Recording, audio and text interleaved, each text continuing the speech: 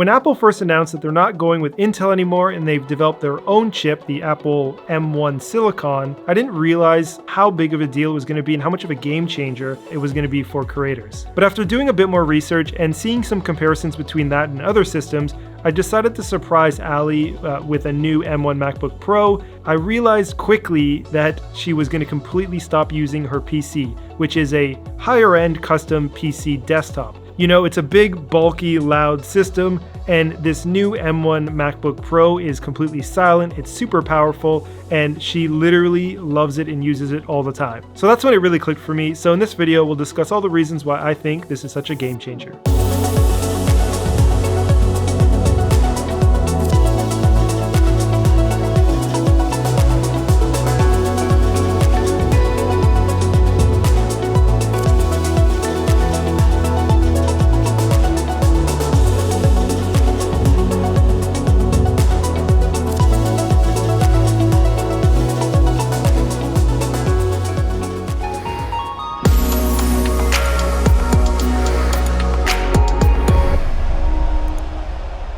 So yeah, when Apple announced that they're not going to be using Intel anymore, everyone sort of scratched their head and then I guess ultimately assumed that they would just be making something in-house or switching manufacturers. And I think very few anticipated, including me, just how good of a move and how smart of a move it was to switch from another manufacturer to doing things themselves. As you may know, there's a few different versions of the M1 Silicon chip. There's the M1, M1 Pro, M1 Max, M1 Ultra, and each one, even just the regular M1, is incredibly powerful and efficient. And when I say efficient, I mean that it can do extremely complex tasks while producing far less energy consumption than other systems. And that is a huge deal because if you've ever used a laptop, pretty much any laptop, or even desktop computers, you'll notice that the fans get very loud.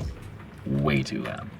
So because the M1 chip is built directly into the motherboard along with everything else, it allows it to be extremely efficient at managing power consumption, and that means it's not going to make this really loud, distracting fan noise like other laptops or desktops, and that's because it's just producing less heat. So I'm still working on the Windows PC from 2018 that we custom built, and Alli has completely switched to her M1 MacBook Pro.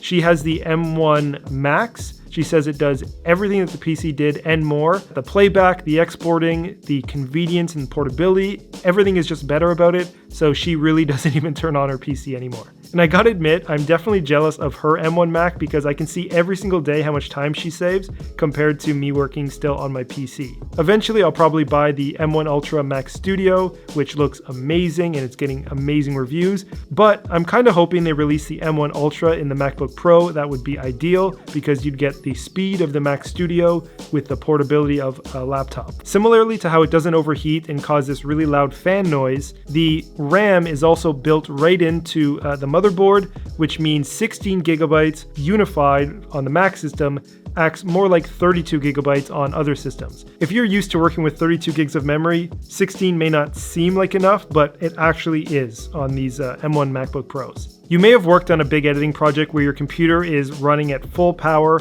the fans are really loud, and it doesn't seem as responsive, and that's because it isn't as responsive. When the fans run really loudly, it's using a lot more energy to try and cool down the system, and because of that, it lacks in a little bit of processing power. Comparing that to the M1 chip, the game changer is the fact that Apple has figured out a way to push their hardware a lot further. So by Apple redesigning and reimagining the way computers are built, they've allowed their systems to operate much cooler, which means they're going to get a lot more power out of their systems as opposed to other competitors. So competitors just literally can't keep up. So beyond the incredible power of the M1 chip and the future possibility of connecting multiple M1 chips together, this has created a scenario where Apple now has a much higher standard for quality over other manufacturers. This is essentially the first time you can work on incredibly complex and intense projects all on a laptop. The Apple M1 chip is seriously so powerful, and in most cases the M1 chip is going to be more than enough for most people. I would say the M1 Ultra chip and whatever they're planning on doing for the Mac Pros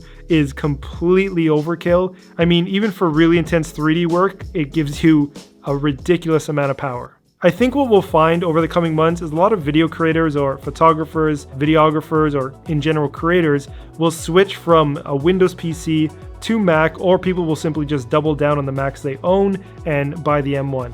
because it is so convenient, so powerful. So I think at this point in the video, you could probably guess that I would recommend the M1 to pretty much anyone who creates things. After seeing Alli use hers and completely neglect her PC, it really is a game changer for creators, and the price is actually pretty reasonable compared to PC builds or other laptops on the market. If you are planning on buying an M1 Mac, you're probably perfectly fine just going with the entry-level Mac Studio. If you do have a little bit of extra money and you want to have your system a little more future-proof, sure, spend the extra money. That's probably what I will do.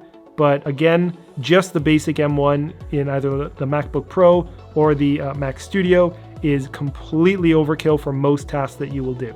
I've used PCs and Macs for about 15 years now. Windows PCs can get the job done, of course, and they are cheaper, so that is definitely a point for Windows. I went through 2 or maybe even 3 PCs before I bought a Mac, and I put thousands of hours into both systems. I've found that Macs are far more reliable, and I'd rather spend a little bit more for that peace of mind of reliability.